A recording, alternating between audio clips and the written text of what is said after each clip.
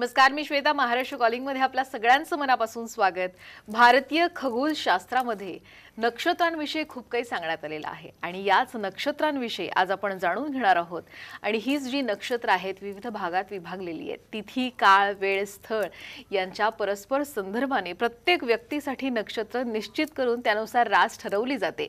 याच नक्षत्रांविषयी जाणून घेण्यासाठी माधव गुरुजींच्या मार्गदर्शनाखाली सुरू केलेल्या नक्षत्रांवर बोलू काही या मालिकेच्या 8व्या भागामध्ये आपल्या सगळ्यांचं मनापासून स्वागत. प्रसिद्ध राज ज्योतिष यांत्रिक माधव गुरुजींचं आपण साम टीव्हीच्या स्टुडिओमध्ये स्वागत करणार आहोत.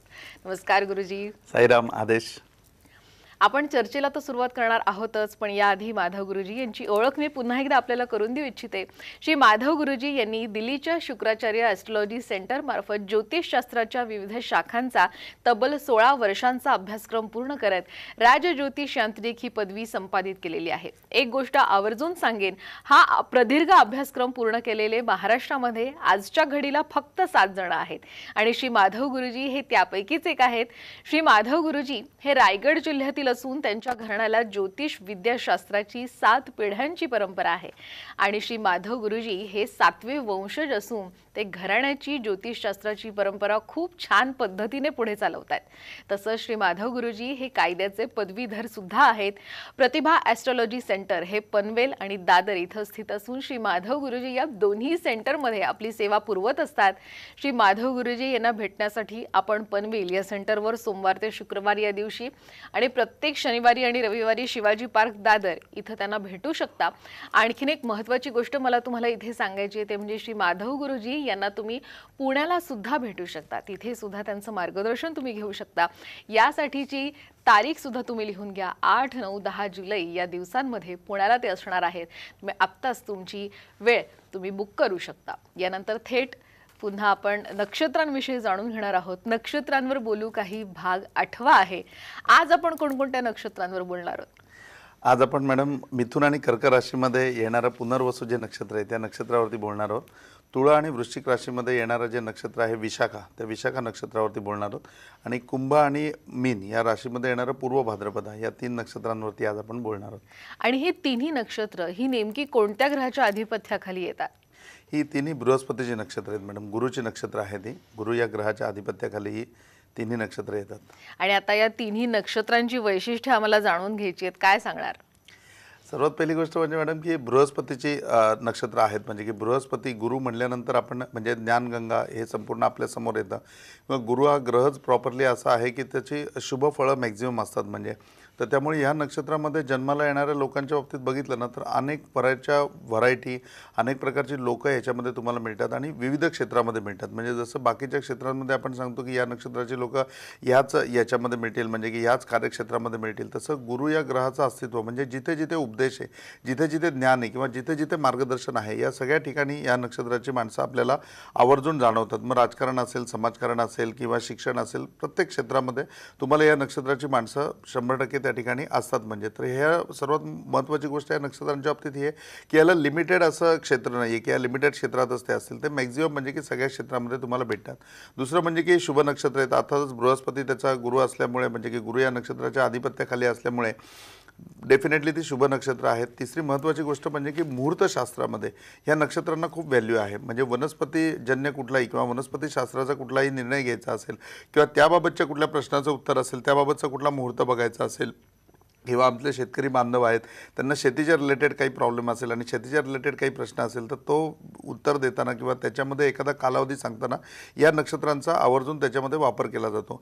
हे नक्षत्र वनस्पतीच्या बाबतीत इतकं शुभ आहे की आता म्हणजे की लोकांची एक तक्रार असते की आमच्या घरी लावलेली तुळस जगत नाही, म्हणजे की तुळस आमची लगेच जळून जाते किंवा मरूनच जाते तुळस. तर तुम्ही ह्या नक्षत्रावरती तुळस लावा, म्हणजे की विशाखा नक्षत्रावरती लावा, पुनर्वसू नक्षत्रावरती लावा किंवा पूर्व भाद्रपदा नक्षत्रावरती लावा.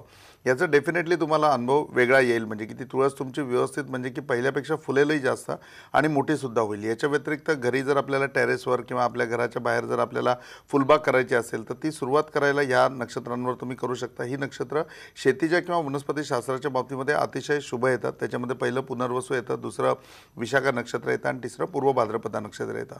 तिसरं महत्त्वाची गोष्ट म्हणजे ह्या नक्षत्रामध्ये स्त्रियांची संख्या कमी असते. म्हणजे या नक्षत्रामध्ये स्त्री या जेंडरमध्ये खूप कमी लोक जन्माला येतात. म्हणजे खूप कमी स्त्रिया स्त्रिया या नक्षत्रांमध्ये जन्माला येतात स्त्रियांची संख्या कमी असते आणि पुरुषांची संख्या अधिक असते. आणि ज्या स्त्रिया याच्यामध्ये जन्माला येतात म्हणजे की या नक्षत्रांमध्ये त्या प्रचंड ॲग्रेसिव्ह असतात. म्हणजे सगळ्या स्त्रिया ॲग्रेसिव्ह असतात, परंतु या नक्षत्रामध्ये जन्माला येणाऱ्या थोड्या जास्तच ॲग्रेसिव्ह असतात. म्हणजे आणि एक वेगळी ओळख यांच्यामुळे वंशाची निर्माण होते, परंपरेची निर्माण होते. म्हणजे उद्या ज्या वेळेला की ह्या पुनर्वसू नक्षत्रामधली, विशाखा नक्षत्रामधली किंवा पूर्व भाद्रपदा नक्षत्रामधली मुलगी असेल तर हिचे हे आईवडील, म्हणजे ह्या मुलीचे हे आईवडील म्हणून कुटुंबाची ओळख केली जाते किंवा ह्या मुलीचा हा भाऊ म्हणून ओळख केली जाते. याच्या पुढे ज्यावेळेला लग्न होऊन जाते त्यावेळेला लग्न होऊन गेल्याच्या नंतर सुद्धा हिचे सासू सासरे असतील, हिचे मिस्टर असतील, हिची मुलं असतील, या सगळ्यांची ओळख केवळ आणि केवळ हिच्यावरूनच केली जाते. म्हणजे तर हा पूर्णपणे ठसा या लोकांच्या बाबतीमध्ये आपल्याला जाणवायला मिळतो. दुसरी महत्त्वाची गोष्ट म्हणजे की ही बृहस्पतीची नक्षत्र आहेत, गुरुची नक्षत्र आहेत.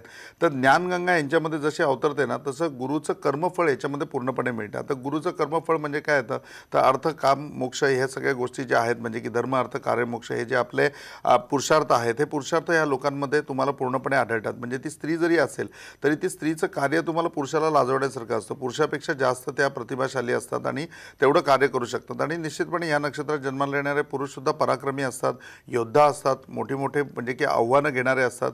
आणि लिडरशिप फक्त यांच्याकडे नसते. म्हणजे की एखादा लीडर असतो की जो बोलतो आणि त्याच्या पाठीमागे लोक चालतात, मग त्याच्यामधनं तो एक एक एक एक लोकांचा ऐकतो आणि निर्णय घेत जातो, तसं नसतं. या लोकांकडे प्रामुख्याने दिशा ठरलेली असते, यांच्याकडे ज्ञान असतं, यांच्याकडे पूर्णपणे प्रत्येक गोष्टीचं आकलन म्हणजे की या सगळ्या गोष्टीचा परिणाम काय होईल याची पूर्णपणे कल्पना या लोकांना असते. त्यामुळे या लोकांची जजमेंट कधी फेल जात नाही किंवा या लोकांची कार्य कधी फेल जात नाही. त्यांनी जे कार्य हातामध्ये घेतलं आहे ते 100% त्याच्यामध्ये यशस्वी होतातच. सर्वात महत्त्वाचा गुण या लोकांमध्ये असा असतो की यांचं ऑब्झर्वेशन पॉवर खूप चांगली असते. आणि ऑब्झर्वेशनमुळे कसं असतं की कुठलाही यांचा जो अनुभव म्हणजे की कुठलंही ज्ञान यांच्याकडे फक्त पुस्तकी स्वरूपाचं नसतं की मी इकडे वाचले म्हणून असं आहे, मी तिकडे वाचले म्हणून असं आहे किंवा ह्यांनी मला सांगितलं म्हणून मी असं म्हणतोय, असं कुठलंही नसतं. त्यांचं प्रत्येक ज्ञान हे नॉलेज त्यांचं पूर्णपणे त्यांच्या अनुभवातून आलेलं असतं. याच्यामध्ये आवर्जून एक उदाहरण ज्योतिषी दरवेळेला सांगतात की भगवान गौतम बुद्ध भरपूर म्हणजे की प्रवास करायचे आणि त्या प्रवासामध्ये त्यांना बऱ्यापैकी लोक चांगल्यापैकी ओळखायची. म्हणजे तर ते राज अतिथी असायचे. म्हणजे ते जिथून पास व्हायचे तर तिथला जो राजा असेल तो राजा प्रामुख्याने त्यांना पूर्णपणे राजाश्रय द्यायचा की आज तुम्ही माझ्याकडे राहा म्हणून. आणि अशा एका राजांनी त्यांना विनंती केली की आता संध्याकाळ होत आली आणि तुम्ही माझ्याकडे राहा. आणि त्यांच्याबरोबर एक शिष्य होता. तर ते शिष्य त्यांच्याबरोबर गेला आणि ते राजाश्रय त्यांनी त्या दिवशी घेतला. तर संध्याकाळी ज्या वेळेला हे झालं म्हणजे संध्या करून झाली त्याच्या वेळेला त्यांनी भगवान गौतम बुद्धांना विचारलं की मला तुमच्यासारखं आहे ना विद्वान व्हायचं आहे, तुमच्यासारखं बुद्धिवान व्हायचं आहे, तर मला काय करायला पाहिजे, मी नक्की काय अभ्यास करायला पाहिजे. ते म्हटलं अभ्यास काही करण्यापेक्षा तुम्हाला फक्त ऑब्झर्व कर, तुम्हाला जर चांगलं ऑब्झर्व केलंच ना तर माझ्यापेक्षाही बुद्धिमान होऊ शकशील किंवा माझ्या इतकं बुद्धिमान होऊ शकशील. मग त्यांनी सांगितलं की ठीक आहे मी आता तुम्हाला ऑब्झर्व करतो. तेवढ्यात राजा आला. मग राजाबरोबर चर्चा झाली वगैरे आणि भगवान गौतम बुद्धांनी विचारलं राजाला की तुझ्या जीवनात काही समस्या असेल तर निश्चितपणे विचार, मी तुला त्याचं समाधान सांगतो म्हणून की तुलाही फायदा होईल मी आल्याचा. राजाने नम्रपणे सांगितलं की तुमच्यासारख्या सत्पुरुषांची मी सेवा करतो आणि बस माझ्या जीवनात मी आनंदी आहे आणि मला खरोखरी काही समस्या नाही आहे. परंतु राहिलाच जर समस्येचा विषय तर एक माझ्या मनामध्ये कायम खंत आहे. ते म्हटले बिलकुल राजा तू सांग म्हणून. तर म्हटले माझा एक हत्ती आहे जो मला खूप प्रिय आहे. म्हणजे माझ्याकडे बरेच हत्ती आहेत पण त्यातला एक हत्ती मला खूप प्रिय आहे आणि तो हत्ती गेले 3-3.5 वर्ष पूर्णपणे लंगडतोय. म्हणजे त्याच्यावरती खूप वैद्य करून झाले, खूप हाकीम करून झाले, पण हत्तीला काय बरं वाटत नाही. म्हणजे की हत्ती लंगडतच चालतो. तर तुम्ही जरा तुमची रहम नजर त्या हत्तीवरती केली आणि माझा हत्ती बरा झाला किंवा मला काही औषध सांगितलं तर खूप बरं होईल म्हणून की मी तुमचा खूप ऋणी राहीन. आणि मी तसे हाकीम वैद्य भरपूर केलेत पण हत्तीला काही गुण आला नाही. भगवान गौतम बुद्ध म्हणले ठीक आहे उद्या निघायच्या अगोदर तुझ्या हत्तीची परेड घेऊ आपण आणि जर मला काही आकलन झालं तर मी निश्चितपणे तुला सांगेन. मग दुसऱ्या दिवशी सकाळी निघताना त्या हत्तीची परेड होती. मग माऊथ आला, मग हत्ती आला आणि माऊथ पुढे हत्ती मागे चालत होता. भगवान गौतम बुद्धांनी त्या हत्तीकडे बघितलं आणि बघून झाल्यानंतर एक 15 मिनिटाची ती परेड झाल्यानंतर सांगितलं राजाला की बास आता यांना दोघांना पाठवून दे, प्रॉब्लेम कळला म्हणून. म्हणजे काय प्रॉब्लेम आहे तर म्हटले तू आहे ना राजा एक काम कर, फक्त हा माऊथ बदल, याच्याऐवजी दुसरा माऊथ ठेव हा हत्ती ऑपरेट करायला, तुझा हत्ती बरा होईल. तर तो म्हणला की ठीक आहे सांगा मग कुठला माऊथ ठेवू. मग त्यांनी आता बरेच हत्ती, राजा म्हणल्यावर त्याच्याकडे हत्ती बरंच होते. मग त्यांनी दुसऱ्या 4 माऊथांना बघितलं. मग त्यांचं निरीक्षण करून त्यातलं भगवान गौतम बुद्धांनी सांगितलं की ह्याला तू माऊथ म्हणून ठेव. मग तो माऊथ त्या हत्तीच्या पुढे गेला आणि म्हणले की किती दिवस लागतील आता हत्तीला बरं व्हायला. ते म्हणले तसं तर हा उपाय केल्यानंतर एक 72 तासामध्ये हत्ती व्यवस्थित व्हायला पाहिजे तुझा, म्हणजे की त्याचा पाय व्यवस्थित व्हायला पाहिजे. पण तुझा हत्ती खूप हुशार आहे राजा आणि त्याची बॉडी लँग्वेज वगैरे बघता मला वाटतं हा 1-1.5 दिवसामध्येच ओके होऊन जाईल. अरे म्हणले असं झालं तर खूप छान आहे, तुम्ही जिथे असाल तिथे मी तुम्हाला भेटायला येईन. आणि मग निघून आलं. हा आता ऑब्झर्व करणारा शिष्य होता, तो मनात मांडे रचायला लागला, काय सांगून आलं एवढं मोठं आणि काय यांनी बघून आता काय होणार आहे, औषध नाही दिलं, काय नाही दिलं आणि थोडाच हाती लंगडण्याचा बंद होणार आहे का, असं कुतूहलाने त्याच्या मनात एक एक खेळ चालू होते. आणि 1.5 दिवसांनी खरोखरी राजा आला म्हणजे आणि खूप जड जवारात आणि बक्षिसं आणि मिठाई घेऊन आला की तुमचं काय ऑब्झर्वेशन आहे आणि तुम्ही काय दिलत, म्हणजे की हा प्रसाद घ्या म्हणून तुम्ही काही भेट स्वीकारा तुम्ही. माझा हत्ती खरोखरी तो लंगडायचं सोडून चालायला लागला व्यवस्थित. काय होतं काय मला कळलं नाही, पण तुमची जादूच आहे, म्हणजे की तुमच्या नजरेनेच तो हत्ती बरा झाला. आणि मग सगळं आदर कौतुक करून मग तो राजा निघून गेला. मग राजा निघून गेल्यानंतर ऑब्झर्वर विचारतो की गौतम बुद्धांना का काय जादू केलीत, काय काळी जादू केलीत का काय, काय नजरेने काय कटाक्ष वगैरे केलात का काय, मला सांगा, मला शिकायचं आहे, मी ऑब्झर्वर आहे. अरे म्हटलं मग तू ऑब्झर्व काय केलं म्हणून. याचं तर उत्तर ऑब्झर्वेशनवरच होतं. ऑब्झर्व काय केलं तू. तो म्हणला म्हणजे ऑब्झर्व काय केलं म्हणजे, अरे म्हणले त्या हत्तीला काही प्रॉब्लेम नव्हता, त्या हत्तीचा पायसुद्धा व्यवस्थित होता, पण त्या हत्तीचा जो अगोदरचा माऊथ होता तो उजव्या पायाने पूर्णपणे लंगडा होता. तो लंगडत लंगडत चालायचा. हत्ती त्याच्या मागे त्याचं अनुकरण करत होता. हत्तीला काही झालं नव्हतं, तो लंगडतो म्हणून हत्ती लंगडतोय, हे आपल्या फक्त ऑब्झर्वेशननी लक्षात आलं. मग त्याच्यानंतर आपण माऊथ बदलला. माऊथ आता दोन्ही पायांनी व्यवस्थित चालतोय म्हणून त्याच्या मागे हत्ती पण व्यवस्थित चालतोय. म्हणजे माऊथ बदलायला पाहिजे होता. हत्तीला तेव्हाही काही रोग नव्हता, हत्तीला आत्ता काही रोग नाही आहे. म्हणजे ऑब्झर्वेशन हा खूप महत्त्वाचा गुण असतो. आता ही जी ऑब्झर्वेशन पॉवर आहे की एखाद्या गोष्टीमध्ये फक्त प्रसंग बघितल्यानंतर लगेच त्याच्यावरती विवेचन करायचं, ते या लोकांमध्ये मोठ्या प्रमाणामध्ये असतं म्हणजे. आणि त्याच्यावरती हे लोक खूप प्रभावी असतात, खूप पुढे येतात. त्याच्यानंतर दुसरी महत्त्वाची गोष्ट म्हणजे प्रत्येक विषयामध्ये अतिशय खोलवर यांचा अभ्यास असतो. प्रत्येक वाक्य बोलताना किंवा एखाद्याला एखादी कमिटमेंट करताना सुद्धा खूप उच्चस्तरीय किंवा खूप लांबपर्यंतचा विचार त्यांनी केलेला असतो. त्यामुळे ज्यावेळेला अशी लोक एखाद्या माणसाच्या मागे उभी राहतात त्यावेळेला डेफिनेटली तो कार्यामध्ये यशस्वी होतोच, पण त्याच्याबरोबर त्याच्या मागे उभं राहताना सुद्धा या लोकांनी प्रचंड विचार केलेला असतो. तर त्याप्रमाणे म्हणजे की गुरुचं पाठबळ आपण म्हणतो ना, तर ते गुरुचं पाठबळ तुम्हाला या नक्षत्रांमधून मिळू शकतं, या नक्षत्राच्या लोकांकडनं मिळू शकतं. आणि ही नक्षत्राचे लोक डेफिनेटली जर तुम्ही तुमच्या पाठीशी जरी उभे असतील ना तरी हे तुम्हाला वेगळा विचार दाखवतील. हे जी दिशा तुम्हाला दाखवतील ती दिशा 100% तुम्ही चाललात तर ती म्हणजे दैदिप्यमान यशाची दिशा असेल. तुमचं आयुष्य पूर्णपणे दैदिप्यमान होईल. किंबहुना तुम्ही ज्या कार्य करता यांच्यावरती आहात त्या कार्यामध्ये खूप पुढे जाल. यांच्यासारखा शिक्षक कुठे मिळत नाही, म्हणजे की हे खूप चांगली शिक्षा देतात, खूप चांगलं शिक्षण देतात आणि यांची पद्धती खूप चांगल्या प्रकारे सोपी असते. हे या नक्षत्र वैशिष्ट्यांमध्ये आपण सांगू शकतो. नक्कीच या नक्षत्रांविषयी आणखीनही रोचक माहिती आपण जाणून घेणार आहोत, पण वेळ झाली एका छोट्याशा ब्रेकची. कुठेही जाऊ नका, पाहत रहा महाराष्ट्र कॉलिंग.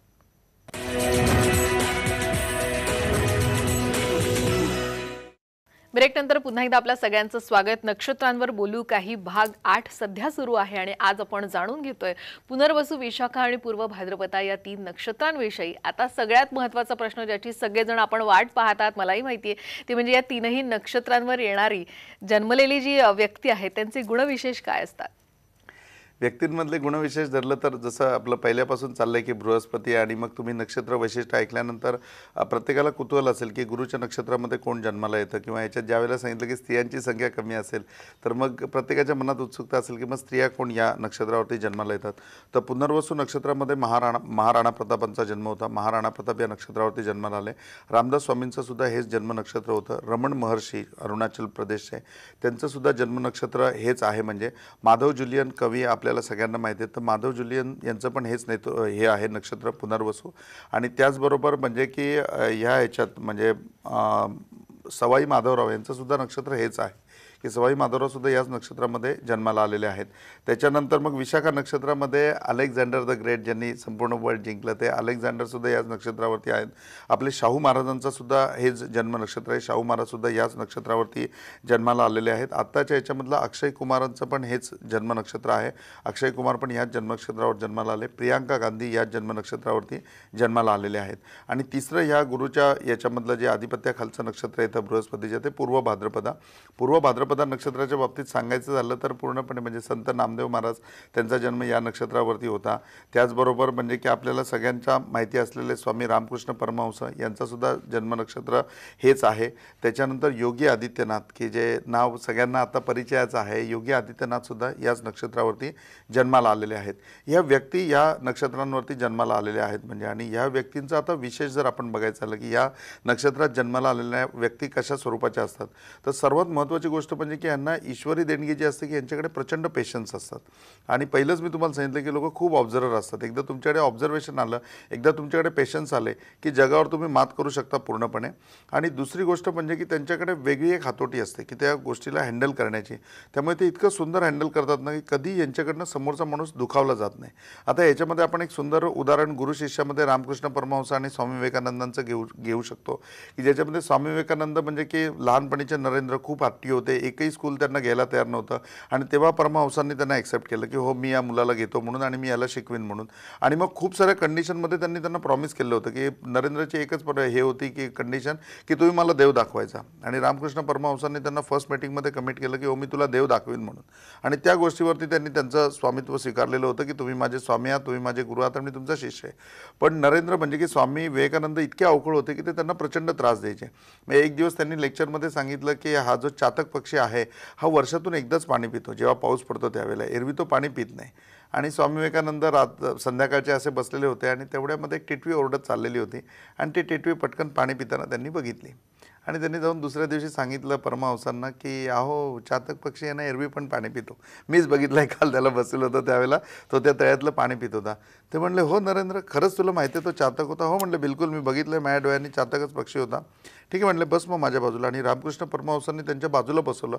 आता रामकृष्ण परमहंस लोकांना त्यावेळेला सुद्धा भेटायला येणारी जी लोकं होती ती कमीत कमी त्यांना 150-200 लोकं फक्त नमस्कार करायला यायची कलकत्त्यामधली. तर त्यावेळेला प्रत्येक माणूस नमस्कार करायला यायचा. त्याला प्रत्येकाला ते सांगत होते की कालपर्यंत मी सांगत होतो ते चुकीचं होतं बरं का, की चातक फक्त वर्षातून एकदा पाणी पितो, चातक हल्ली रोज पाणी पितो, हा नरेंद्र यांनी काल बघितलंय.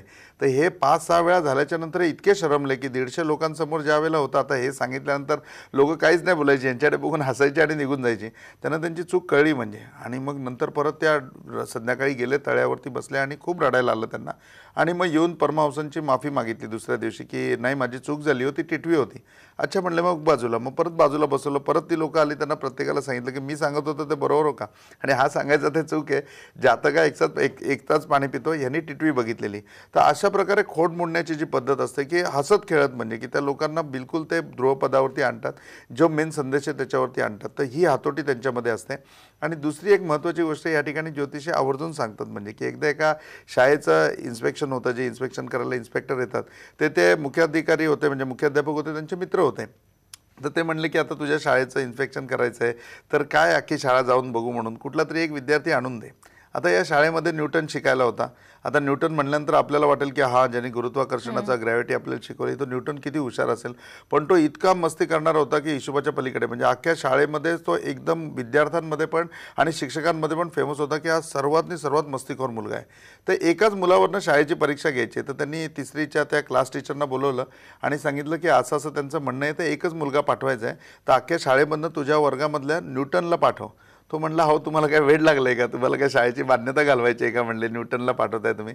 ते म्हणले मी सांगितलं तेवढं काम कर. मग क्लास टीचर गेले आणि न्यूटनला सांगितलं की तुला बोलवलं आहे म्हणून. आणि मग न्यूटन आला तिकडे हेडमास्टरांच्या रूममध्ये, मुख्याध्यापकांच्या रूममध्ये उभा राहिला त्यांच्या पुढे आणि म्हणले की हा बघा न्यूटन आहे, ह्याला काय विचारायचं तुम्ही विचारा. मग न्यूटननी हाय हॅलो केलं, त्यांनी हाय हॅलो केलं आणि बोलले, बाळा न्यूटन, मला एकाच प्रश्नाचं उत्तर दे, या अख्ख्या रूममध्ये कुठे देव नाही ते तू मला सांग, मी तुला एक चॉकलेट देईन म्हणून. या रूममध्ये कुठे देव आहे हे तू मला दाखव, मी तुला एक चॉकलेट देईन. आणि हे त्यांनी म्हणल्याच्या नंतर न्यूटनचं इमिजिएट उत्तर होतं, सर या रूममध्ये कुठे देव नाही ते तुम्ही मला दाखवा, मी तुम्हाला 2 चॉकलेट देईन. त्याच्यावर ते म्हटले की तुझ्या शाळेची परीक्षा झाली, तुझी शाळा पास आहे पूर्णपणे, आणि त्याला पाठवून दिलं. आता एकच विद्यार्थी समोर शो करायची ज्यावेळेला वेळ येते त्यावेळेला या नक्षत्रातल्या हिशोबाने हे पूर्णपणे चालतात की हे अशी पर्सनॅलिटी समोर शो करतात की त्याच्याने पूर्णपणे क्लिअर्ड होऊन जाईल. आत्तापर्यंत नक्षत्रामधला आपण प्रत्येक भाग बघितला की या नक्षत्रामुळेच माणूस मोठा होतो, परंतु ही नक्षत्रांची जी घडण आहे, ह्या तारकांचा जो समुदाय आहे, ह्या संपूर्ण समूहाची वरती एक देवता आहे, ही देवतासुद्धा तितकीच इम्पॉर्टंट आहे. गुरुची नक्षत्र ही निर्विवाद म्हणजे की पूर्णपणे म्हणजे की ताकदवर आहे, पण सर्वात जास्त प्रबळशील याच्यावरती काय असेल तर याच्या देवता आहेत. आता पुनर्वसू नक्षत्रामध्ये आपण गेलो तर आदित्य ही देवता येते, म्हणजे ही देवी येते, जी 12 आदित्यांची आई आहे, ती आदिती ही त्याची देवता येते, जी पुनर्वसू नक्षत्राची येते. त्याच्यानंतर आपण विशाखा नक्षत्रामध्ये आलो तर इंद्राग्नी, म्हणजे इंद्र आणि अग्नी यांचं संयुक्त एक रूप असं इंद्राग्नी याची देवता येते. आणि पूर्व भाद्रपदाचे नक्षत्र आहे, या पूर्व भाद्रपदाची जी देवता सांगितलेली आहे ती एक चरणी, म्हणजे अजय एक चरण असं तिचं नाव येतं. आणि हिंदीमध्ये तुम्ही घेतलं तर हिंदीमध्ये नाव येतं की त्याचं एकादशा, म्हणजे की अजा एकादशा असं त्याचं नाव येतं. म्हणजे आता अजा एकादशा किंवा तुम्ही हे नाव ऐकलं असेल की अजय एक चरण, तर मग काय म्हणजे, तर भगवान शंकरांनी ज्यावेळेला तांडव केलं त्यावेळेला त्यांचं रूप होतं ते एकाच पायावरती उभे होते, तर तांडव करणारे भगवान शंकर हा त्या देवतेचा अर्थ आहे. आता ज्या नक्षत्राची देवता तांडव करणारे भगवान शंकर आहेत की ज्याच्यापासून या विश्वाची उत्पत्ती आहे, ते नक्षत्र किती मोठं असेल किंवा त्या नक्षत्रामधल्या येणाऱ्या लोकांचा अनुभव किती मोठा असेल. आणि नो डाऊट तुम्ही याच्यावर त्याच्यामधलं नाव मी तुम्हाला सांगितलं की योगी आदित्यनाथ. विचार करा म्हणजे की त्यांच्या बाबतीमधल्या कुठल्या घडामोडी होत आहेत, कुठल्या गोष्टी ते घडवत आहेत. म्हणजे आज भगवान शंकरांनी ज्या ज्या वेळेला तांडव केलंय त्याच्या वेळेला या सृष्टीचा पूर्णपणे ऱ्हास व्हायचा बाकी राहिला होता, की त्यावेळेला त्यांनी तांडव केलं. पण केव्हा त्यांनी तांडव केलं? ज्या वेळेला खरोखरी तशी परिस्थिती निर्माण झाली. आणि प्रत्येक वेळेला त्यांच्या तांडवातून चांगलंच निर्माण झालेलं आहे. प्रत्येक वेळेला तांडवांपासून त्यांचं तांडव झालं, त्याच्यामधल्या दुष्ट शक्ती निघून गेल्या आणि चांगल्या शक्ती या पृथ्वीवरती राहिल्या. त्याप्रमाणे योगी आदित्यनाथांचं आपण उदाहरण घेऊ शकतो की आज ते बुलडोजर घेऊन जो तांडव करतायत तो तांडव आपण बघतो. म्हणजे निश्चित या नक्षत्रांच्या देवतांचा तेवढा इफेक्ट आहे. आज आदिती नक्षत्रामध्ये आपण जर आदिती देवता घेऊन पुनर्वसू नक्षत्रामध्ये गेलं तर मी तुम्हाला सांगितलं की सुप्रियाताई सुळेंचं हे नक्षत्र आहे. आज त्यांच्या बाबतीत बघितलं तर बघा तुम्ही की आज एक गृहिणी म्हणून सुद्धा त्या आदर्श आहेत. शरद पवारांच्या त्या कन्या आहेत तर नो डाऊट की त्यांना बाळकडू लहानपणापासून मिळालं असेल, परंतु त्यांचे वैयक्तिक स्वतःचे गुण बघा. आज सुद्धा जनसंपर्काच्या बाबतीमध्ये कदाचित सगळ्या खासदारांमध्ये त्यांचा नंबर पहिला आहे किंवा संसदेमध्ये सुद्धा एक आदर्श खासदार म्हणून पुरस्कारांनी ते आजही सन्मानित होतात. याच नक्षत्रामध्ये सरोजिनी नायडूंचा जन्म होता, ज्या महाराष्ट्र म्हणजे भारताच्या याच्यामध्ये कार्यामध्ये खूप मोठं त्यांनी हातभार लावलेला होता. स्वातंत्र्य सैनिकांच्या याच्यामध्ये त्या होत्या, स्वातंत्र्यवीराच्या याच्यामध्ये त्या होत्या. तर सरोजिनी नायडूंचं सुद्धा नाव याच नक्षत्रांमध्ये येतं. म्हणजे तर ही नक्षत्र अशी आहेत म्हणजे की ज्याच्यामधनं एवढ्या घडामोडी घडू शकतात. आज अलेक्झांडर ज्यांनी संपूर्ण जग जिंकलं, हे जग जिंकणारी व्यक्तीसुद्धा याच नक्षत्रामधनं जन्माला आलेली होती. आणि ही या नक्षत्रांची वैशिष्ट्य आहेत, या नक्षत्रांची देवता आहेत की त्यांच्यामधनं ते इम्पॅक्ट त्यांच्यामध्ये एवढे भरलेले आहेत, गुण एवढे भरलेले आहेत की त्याच्यामुळे ही लोकं डेफिनेटली पुढे येतात आणि या जगाच्या नकाशावरती स्वतःच्या कर्माचा ठसा उमटवतात. म्हणजे ह्या नक्षत्रामध्ये जन्माला आलेली व्यक्ती पुढे देहस्वरूपाने त्याचा मुलगा म्हणून राहील असं होत नाही. तर त्यांचं कर्मच इतकं महान असतं की त्यांच्या कर्माने त्यांचं नाव राहतं. आता बघा स्वामी रामकृष्ण परमहंस, ह्या रामकृष्ण परमहंसांनी एकच स्वामी विवेकानंद तयार केले, पण असे तयार केले की त्याच्यानंतर नो डाऊट म्हणजे की त्यांचं नाव पुढे अजरामर झालं. किंवा आजही त्यांची देवीची भक्ती इतकी महान आहे की आज उदाहरणार्थ द्यायची झाली तर त्यांच्या भक्तीची देतात की त्यांची भक्तीसुद्धा तेवढी महान होती. म्हणजे थोडक्यामध्ये आज ते देहस्वरूपामध्ये नाही आहेत, आत्मस्वरूपामध्ये निश्चित या ज्योती आहेत. म्हणून त्यामुळे हा भारत देश हा दैदिप्यमान आहे आणि प्रगती करतोय. परंतु ह्या लोकांची नावं त्यांचा देह नसताना सुद्धा अनेक आणि अनेक पिढ्या पुढे राहतील सुद्धा, का तर ती कर्मानी श्रेष्ठ आहेत. अशी कर्मानी म्हणजे कर्मानी घडतो माणूस, हे एक आपलं जे ब्रीदवाक्य आहे. तर तसं कर्मानी घडणारा माणूस येतो या नक्षत्रामध्ये जन्माला येतो. नाही, नक्कीच. आणि ही झाली प्रभावशाली व्यक्तींची नावं. सगळेच या नक्षत्रामध्ये जन्माला आलेले प्रभावशाली नसतात. याचं काय कारण आहे? अगदी शेवटचा 1 मिनिट आहे म्हणून हा प्रश्न विचारते. पण खूप चांगला प्रश्न तुम्ही विचारला की या नक्षत्राचा म्हणजे की एपिसोड करत असताना, ही सिरीज करत असताना 8व्या भागामध्ये आपण आहोत. पण प्रत्येक भागामध्ये आलेल्या लोकांनी खूप कुतूहलाने प्रश्न विचारला की तुम्ही सांगितलं ना हे एकदम तंतोतंत खरं आहे, आमच्या बाबतीत पूर्ण पटलं, पण मग आमचा विकास का होत नाही, आम्ही का पुढे जात नाही? ह्याच्यामध्ये सर्वात पहिले कारण हे आहे की तुम्ही कदाचित सर्वात पहिला भाग असा आहे की ह्या सगळ्या गोष्टींपासून तुम्ही आत्तापर्यंत अज्ञानी होतात. म्हणजे अज्ञान हा पहिला फॅक्टर असेल की मला माहितीच नाही की माझ्यामध्ये हे गुण आहेत किंवा माझं हे नक्षत्र आहे. तर ॲस्ट्रोलॉजीच्या बाबतीमधले अज्ञान हे पहिलं कारण होईल. म्हणजे की तुमचं पहिलं कारण हे आहे की तुम्हाला माहितीच नाही. सेकंड थिंग की तुम्हाला माहिती पडल्याच्या नंतर सुद्धा तुम्ही एकदा तुमची पत्रिका जाणून घ्यायला पाहिजे की नक्की तुम्ही ह्या गुणांचा वापर कुठल्या फील्डमध्ये करायला पाहिजे आणि कुठल्या फील्डमध्ये केल्यानंतर तुम्ही आणखीन पुढे जाल. की तुमचा जीवनाचा प्रवास चालू आहे पण तुम्हाला जायचं आहे मुंबईकडे आणि तुम्ही बसलेत पुण्याच्या गाडीमध्ये, तर प्रवास चालू राहील. परंतु येणारी स्टेशन्स असतील ही वेगवेगळी असतील. इकडे खंडाळा लोणावळा येईल आणि तुम्हाला स्टेशन पाहिजे कल्याण डोंबिवली, तर ही तुम्हाला कधीच लागणार नाही स्टेशन. तुम्हाला असं वाटेल की अरे काय मी प्रवास करतोय पण मला यशच मिळत नाही, माझ्या प्रवासामध्ये मुंबईच येत नाही. तर याचं बेसिक रिझन हेच आहे म्हणजे की तुम्हाला अज्ञान आहे. तर पहिलं तुम्ही ज्ञान प्राप्त करा, तुमचं नक्षत्र जाणून घ्या, त्याच्यानंतर प्रतिभा ॲस्ट्रोलॉजीमध्ये या. प्रतिभा ॲस्ट्रोलॉजीमध्ये येऊन एकदा तुमच्या कुंडलीची ओळख करून घ्या आणि तुमची कुंडलीची ओळख करून घेतल्याच्या नंतर डेफिनेट तुम्ही तुमच्या कर्माचा ठसा सुद्धा पूर्णपणे उमटू शकता. आता ऑनलाईन पद्धतीने सुद्धा मार्गदर्शन अवेलेबल आहे की तुम्हाला प्रत्येक वेळेला स्वतः प्रेझेंट राहता येत नसेल तर तुम्ही ऑनलाईन पद्धतीने मार्गदर्शन घेऊ शकता. पण डेफिनेटली घ्या आणि तुमच्यामधली जी प्रतिमा आहे, तुमच्यामधलं जे एक व्यक्तिमत्व लपलेलं आहे, ते व्यक्तिमत्व निश्चितपणे बाहेर खुलून जगाला नक्कीच. खऱ्या अर्थाने मला वाटतं पुण्याला सुद्धा तुम्ही गुरुजी यांचं मार्गदर्शन घेऊ शकता. 8, 9, 10 जुलैला आत्ताच तुम्ही तारीख सुद्धा बुक करू शकता. खरंच धन्यवाद गुरुजी, खूप छान माहिती दिली, त्याबद्दल मनापासून धन्यवाद. साईनाथ आप सबकी भली करे, श्री गोरक्षनाथ आप सबकी भली करे, श्री गुरु निरंजननाथ विजय तेतराम आदेश. आपण इथेच थांबणार आहोत, कुठे जाऊ नका, पाहत रहा साम टीव्ही.